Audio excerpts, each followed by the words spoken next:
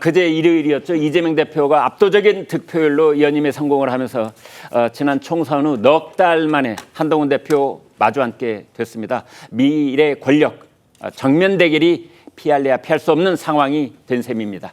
두 사람 모두 전공법을 택하면서 민생 그걸로 만나자. 그걸 고리로 삼자. 이러면서 전격적으로 합의를 했는데요. 먼저 관련 얘기를 들어보시겠습니다. 이재명 신임 당대표님의 당선을 축하드립니다. 어제 하신 대표 회담의 제의도 대단히 환영한다는 말씀을 드립니다. 조속한 시일 내에 시간과 장소를 잡았으면 좋겠습니다. 한동훈 대표께서 여야 대표 회담을 긍정적으로 생각하신다고 해서 빠른 시간 내에 만나서 민생 문제 또 전국 현안에 대해서 허심탄회한 논의가 되기를 기대하겠습니다. 두 대표께서 워낙 일정이 바쁘기 때문에 일정 조율하다 보니까 25일밖에 없어서 불가피하게 일요일 날 만나게 됐습니다. 네, 한성원 기자. 네. 이제 여야 대표 만나자고 그러면 말 꺼내놓고 뭐 몇 주씩 걸리기도 하고 그러는데 하루 만에 성사가 됐어요. 이 대표가 수락연설에서 적극적으로 한 대표에게 만나자고 제안을 했고 한 대표가 빠르게 화답을 했는데요. 이 빨리 만나자는 데는 양측 모두 이견이 없었습니다. 어제 두 대표 비서실장 간에 바로 통화가 오갔고요. 이 민주당 이해식 대표 비서실장이 전화를 걸어서 이 내일 수요일에 보자 이렇게 제안을 했고 한 대표 쪽에서 수요일은 안 되니 목요일을 제안했다고 합니다. 이에 이 대표가 목요일은 일정이 안 됐는데 이번 주를 넘기지 말고 가장 빨리 볼 수 있는 날을 정하자 이렇게 말을 해서 주말인 일요일 오후 3시로 일정을 잡았습니다. 이 취재해보니까 한 대표 주변에서는 너무 빨리 이 여야 대표 회담을 성사시킬 필요가 없다. 이 현안에 대해서 즉각 답을 내놓기보다는 시간이 필요하다. 이런 의견이 있었던 것으로 전해졌는데 한 대표가 좀 하루라도 빨리 대표 회담을 통해 의제를 논의해야 한다. 국민의힘 변화의 시작은 대화다. 이런 입장이었던 것으로 파악되고 있습니다. 여야가 대표회담 형식으로 만나는 것은 2021년 7월 이준석, 송영길 회담 이후 3년 1개월 만입니다. 두 사람은 당대표 간 의례적인 이 인사 같은 건 생략하고 바로 산적한 현안들 본론으로 가자. 이런 거에도 이제 서로 뜻을 모았다고 합니다. 네. 뜻을 모았다. 여기까지 이제 얘기를 할 수 있겠는데 어디까지 모았다는 뜻인지 그 부분도 또 궁금해집니다. 차재원 교수님. 예. 그런데 이재명 대표는 사실은 대통령하고 영수회담 하자. 예. 그다음에 이제 대표끼리는 양자회담 하자. 그래서 둘이가 좀 연계된 듯한 그런 인상이 있었는데 영수회담은 일단 내려놓고 대표회담 먼저 이제 전격적으로 시작을 하는 거예요. 그렇죠. 저는 이 대표의 이런 입장 선회가 저는 세 가지의 한 노림수를 갖고 있는 것이 아닐까 하는 생각이 드는데요. 네. 첫 번째는 수권 정당으로서의 위상을 보여주겠다. 예. 그러니까 이번에 압도적인 전대 승리라는 자신감을 바탕으로 해서 꽉 막힌 전국의 물꼬를 내가 틀므로써 일종의 제1야당을 넘어서 수권 정당의 대표다는 부분을 각인시킨다는 것이고 네. 두 번째는 정치적 실용주의가 아닐까 하는 생각이 듭니다. 앞서 네. 말씀하신 것처럼 이 대통령과 영수회담을 먼저 하고 그런 식의 형식과 절차보다는 일단은 지금 이 민생이나 개혁 입법안을 어떤 식으로 만들어내는 그러한 성과를 보여주는 것이 오히려 낫다. 네. 그것이 본인의 대권 전략인 중도 외연 확장을 위해서도 낫다고 판단한 것 같고요. 세 번째는 징검다리와 분리 전략이 아닐까 하는 생각이 듭니다. 일단은 무슨 뜻입니까? 징검다리라는 것은 일단 여야 대표 회담을 통해서 그걸 바탕으로 그 디딤발을 통해서 이 지금 그러니까 대통령과 영수회담으로 간다는 하나의 단계 전략일 수 있는 것이고 또 하나는 이 지금 한동훈 대표와의 회담에서 아무래도 지금 여러 가지 현안 중에서 가장 이 지금 민감한 문제가 최상병 특검법이지 않습니까? 네. 최상병 특검법은 한동훈 대표가 제3자 추천의 특검법을 제안했을 때 상당히 여당 내에서도 반발이 나오고 있고 특히 윤 대통령의 여러 가지 국정 운영에서도 상당한 걸림돌이 될 수 있다는 이야기들을 놓고 있기 때문에 사실 어떻게 보면 윤한 갈등의 가장 미묘한 포인트거든요. 이런 부분들을 집중적으로 제기함으로써 어떻게 보면 지금 여권 내의 이게 정치적인 혼선도 갖고 올 수 있다는 그런 노림수까지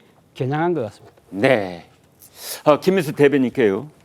자, 그래서 그 한동훈 이제 대표는 비상대책위원장 막 되자마자 인사차 이재명 대표를 만난 적은 있는데 네네. 이제 양쪽 대표로서 공식 회담은 처음이지 않습니까? 네, 그렇습니다. 한동훈 대표의 보관은 뭡니까? 제가 다 짐작할 수는 없겠지만은 그럼에도 불구하고 지금 사실 이재명 당대표가 지금 당선되자마자 여야 대표 회담을 요청을 했는데 네. 너무 쉽게 받아들였어요. 예. 오케이 만납시다 하고 굉장히 빨리 잡혔는데 제가 볼 때는 이재명 당대표가 이렇게까지 적극적으로 빨리 회답할지 예상치 못하지 않았을까라고 생각합니다. 예. 왜냐하면은 지금 민주당 입장에서는 지금 이게 당론으로 정리되지 않은 것들이 좀 사안들이 꽤 있거든요. 네. 특히 그럼 여기 세금과 관련해서 그렇죠. 말이죠. 예, 네. 금투세나 재산세, 네. 그리고 여기 뭐 종부세, 네. 그리고 지금 이제 상속세 등 지금 네. 이게 당론으로 다 채 결정이 안 됐는데 이러한 것들이 논의 테이블에 올라왔을 때 이재명 당대표 개인적인 발언으로만 이게 이루어질 수가 없거든요. 네. 이러한 부분들을 좀 봤었을 때는 이재명 당대표가 이렇게까지 한동훈 대표가 적극적으로 화답할 거라고 예상치 못했을 수도 있다라고 개인적으로 생각됩니다. 네. 그리고 지금 한동훈 대표 입장에서는 사실 지금 이번 회담 자체가 유리한 국면으로 끌고 갈 수 있는 사안들이 많다. 방금 말씀드렸던 지금 이제 뭐 금투세라든지요, 그리고 재산세, 뭐 상속세, 그리고 여기에 종부세라든지, 네. 이뿐만이 아니라 지금 AI법이라든지요, 그리고 K칩스법 등 지금 여러 가지 민생들을 주제로 해서 내가 민생에 대해서는 지금 적극적으로 준비되어 있는 당대표라는 것을 보여줄 수 있는 사안들이 많이 있다라고 생각됩니다.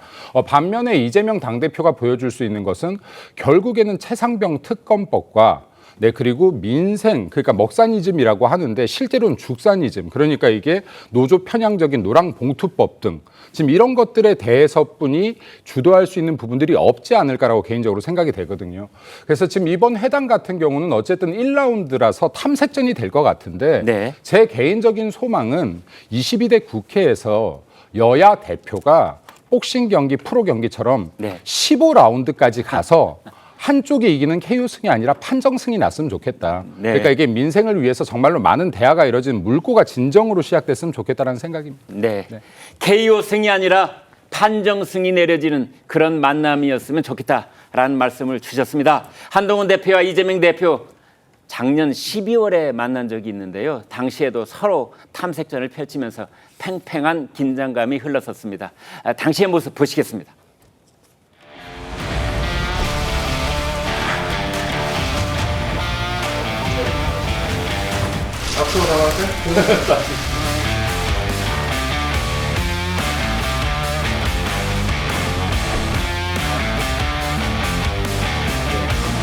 오늘은 제가 대표님 처음 뵈러 온 것이기 때문에 대표님 말씀을 많이 듣고 가겠습니다. 고맙습니다. 국민의힘이 또 하고자 하는 일들에 대해서 우리 더불어민주당은 언제든지 협력할 준비가 되어 있다는 말씀을 드립니다.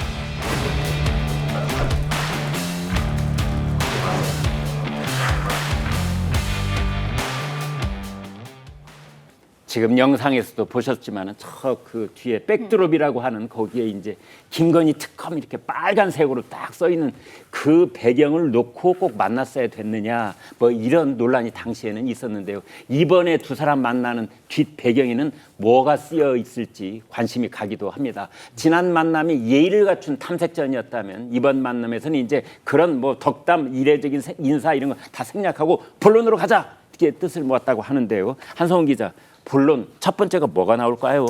일단 이재명 대표가 한동훈 대표에게 크게 세 가지 안건을 제시했습니다. 이 민생회복지원금 지급법, 이 전국민 25만 원 지급법, 그리고 네. 해병대원 특검법, 그리고 지구당 부활 같은 민주정치 발전 방안을 논의하자고 한 건데요. 하나하나가 만만치 않군요. 예, 이 네. 대표 측에서는 여야 교집합에서 합의를 봐야 한다고 주장하지 않았냐면서 이번 세 가지 안건 모두 한동훈 대표가 제안했거나 언급한 안건 중에 세 가지를 던진 거다 이렇게 설명을 했습니다. 하지만 한 대표 측에서는 이번 회담이 이 금투세 폐지를 포함해서 이 지금 어제도 강조했던 격차 해소 정책 같은 이 민생 현안을 우선적으로 다뤄야 한다 이렇게 보고 있습니다. 현재 탄핵과 특검을 반복하는 과정에서 공전하는 민생 정책을 여야가 합의해서 풀어내야 한다는 겁니다. 이 대표는 이 해병대원 특검, 한 대표는 금투세 시행 같은 이 현안을 앞세우고 있는 건데 두 현안 현안 모두 현재까지는 여당, 야당 내부에서 당론으로 모이거나 그런 상황이 아닙니다. 여당에서도 이 해병대원 특검에 대해서 의견이 분분한 상황이고 야당에서도 마찬가지로 금투세 시행과 관련해서 의원들끼리 이견이 있는 상황인데요. 이거 외에는 또 전국민 25만 원 지원법, 현재까지는 양측이 이 대상을 조정해서 절충점을 찾을 가능성도 제기가 되고 있는데 여야 대표 모두 새로운 임기를 시작하는 만큼 이 기선 제압용 힘겨루기를 계속하면서 주도권 싸움에 나설지도 주목되고 있습니다. 네. 25만 원 민생 법안 뭐 이걸 전 국민 대상으로 하지 말고 선별적으로 좀 하자 뭐 이런 얘기도 일부에서 지금 나오고 있고요. 거기에서 타협점이 가능하지 않을 것인가. 근데 문제는 이제 최상병 특검법인 것 같습니다. 제3자가 붙었건 안 붙었건 그걸 또 대법원장 추천으로 제안할 것인지 또는 정말 제3자 또 다시 찾아가야 될 것인지 뭐 이런 것들 양쪽 다 지금 의견들이 정리가 되어 있지 않은 상황입니다. 금융투자소득세 이건 역시 야당 쪽에서 이걸 폐지하는 문제 또는 완화하는 문제 등등을 놓고 의견들이 정리가 안 돼 있는 상황입니다. 사안마다 입장이 엇갈리다 보니 단판을 지키기 위한 전략 싸움도 치열해 보입니다. 만나기 전부터 한동훈 대표와 이재명 대표 간의 치열한 장외 설전이 벌어졌습니다. 격차를 해소하는 정책은 일률적인 현금 살포와 다른 것이라는 말씀도 드립니다. 지속 가능하고 균형 있는 정책으로 국민의 삶이 더 나아지도록 노력하겠다는 말씀을 드립니다. 골목 상권에 활력을 불어넣고 또 서민 경제에 도움이 되는 민생지원금 소비 쿠폰 지원이 제일 중요한 과제일 수 있겠습니다. 공작 같은 부분까지도 확대해야 된다. 이런 의견까지 듣고 있다는 말씀을 드린 거고요. 훈기 같은 법안을 바로 즉시 내놨잖아요. 한 손은 그러고. 뭘 자꾸 조건을 갖다 붙이는지 이해가 안 됩니다. 뭐 조건 붙이고 단서 달고 하는 건 결국 하지 말자는 얘기일 가능성이 많습니다. 네, 박용찬 위원장님. 네. 자, 최상병 특검법 25만 원 지원법 절충점 가능하겠습니까? 첫 술에 배부를 수는 없을 것이다. 저는 그렇게 보고요. 네.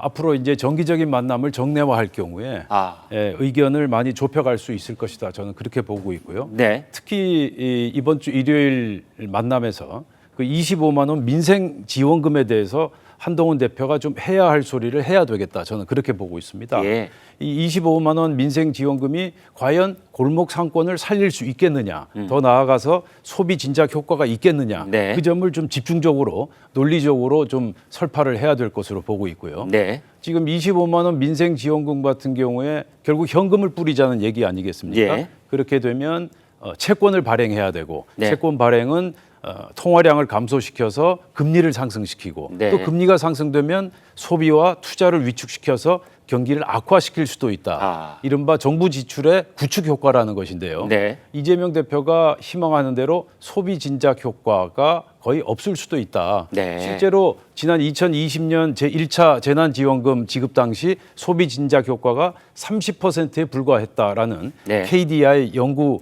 조사 결과 발표도 있지 않았습니까? 네. 그리고 한번 생각을 해보십시오. 이렇게 무차별 현금 살표를 했을 경우에 네. 예를 들어서 현대자동차가 전기차 공장 네. 7개를 만들 수 있는 돈이 13조 원이랍니다. 아하. 자, 그러면 네. 현금을 일시적으로 한 차례 살포하는 것이 좋겠는가? 네. 아니면 현대차 전기차 공장 7개를 만드는 것이 좋겠는가? 네. 한번 진지하게 생각해 볼 시점이라고 생각합니다. 네. 자, 이런 얘기들이 여야 양자 회담 그 테이블 위에 이렇게 진지한 얘기가 거의 끝장 토론 비슷하게 좀 15라운드까지 밤을 새는 한이 있더라도 좀 의견의 접근을 이루는 이제 그런 걸 국민들은 기대하고 계실 텐데요. 한동훈 대표는 좌클릭, 뭐 이재명 대표는 뭐 우클릭. 일반적으로 언론들이 그렇게 얘기를 합니다. 중도층에 이제 좀 모이자 이런 얘기 같은데 성치훈 의장께요. 그래서 뭐 한동훈 대표 쪽에서는 격차 해소. 예전에 민주당 쪽에서 들어봄직한 그런 말이고요. 이재명 대표는 성장을 기회만 있으면 반복적으로 강조를 하더라고요. 이 얘기 역시 국민의힘 쪽에서 들어온 말이거든요. 이거 어떻게 봐야 됩니까? 뭐 본격적인 차기 대선 주자들의 경쟁이 시작된 거라고 볼 수 있을 것 아, 같습니다. 예. 왜냐하면은 대선에서는 결국 중도층을 누가 잡느냐의 싸움이 된다는 건 뭐 누구나 견지하고 있는 사실 아닙니까? 그렇기 네. 때문에 두 대선 후보 모두 중도층에게 좀 어필할 수 있는 목소리를 좀 내고 있는 것이라고 보여지고요. 네. 다행인 것은 두 후보 모두 다, 두 대표 모두 다 당내 기반, 지지 기반이 그래도 굳건합니다. 네. 그리고 차기 대선 양 진영에서 다 1-1위를 달리고 있고 그렇게 네. 굳건한 사람들끼리의 협상이기 때문에 혹시나 당내에서 뭐 다른 반발의 목소리가 나오더라도 네. 그런 좀 지지를 믿고 좀 협상을 해나갈 수 있는 그런 공간이 생긴다는 거죠. 네. 그렇기 때문에 저는 이 두 분의 회담이 조금 이 막혀 있는 정치를 좀 풀어줄 수 있는 계기가 되길 바란다는 말씀을 드리는 것이고, 그리고 또 이재명 대표 같은 경우는 말씀하신 것처럼 전통적인 그 민주당의 그 논리라면은 원래 감세, 부자 감세는 반대해야 되는데 뭐 종부세라든지 금투세라든지 좀 열려 있거든요. 네. 그러니까 협상을 할 수 있는 여지를 갖고 있는 분이라는 거고, 한동훈 대표도 지금 뭔가 원래 국민의힘 전통적으로는 뭐 최혜병 특검에 대해서는 계속 무조건 반대를 해왔는데 네. 그래도 좀 중재안을 내놓고 뭔가 정치적으로 풀어가려는 모습을 보여왔기 때문에 네. 이 두 분이 만난다면 저는 뭔가 협상이 나올 수 있다. 그리고 혹시 반발하는 분들이 있더라도 지지 기반이 굳건하기 때문에 괜찮다. 그렇기 때문에 이 두 분의 만남이 기대가 된다는 것이고, 사실 원래 당대표끼리 회담했을 때 뭔가 막 빅딜 뭐 이런 뭔가 나오진 않습니다. 네. 원래 여기서는 그냥 거시적인 이야기, 뭔가 합의하기로 했다, 협의해보기로 했다, 아니면 무슨 뭐 협의체를 만들기로 했다, 요 정도 얘기를 하고 사실 실무 협상은 뭐 원내대표 간에 이루어지거나 이러는데 네. 저는 약간 개인적으로 뭐 기대를 해보는 거는 한동훈 대표가 항상 뭔가 여의도 정치, 여의도 문법에서 좀 벗어나겠다고 했으니까